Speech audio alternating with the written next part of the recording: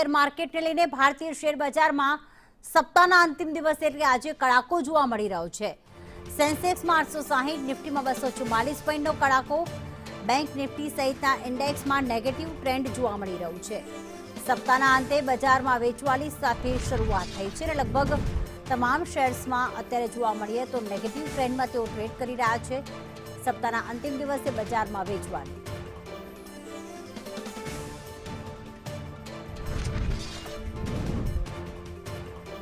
તો છેલ્લા 4 દિવસથી જે પ્રમાણે માર્કેટ પોઝિટિવ ટ્રેડ કરી રહ્યું હતું, ઈરાન અને અમેરિકાના યુદ્ધના સમાપ્તિના એંધાણ અને ત્યારબાદ થયેલી પીસ ડીલ ઉપર હસ્તાક્ષર એ માર્કેટને 24,000 એટલે કે નિફ્ટીને પણ 24,000ને પાર લઈ ગયું હતું, પરંતુ આજે માર્કેટમાં કડાકો જોવા મળી રહ્યો છે।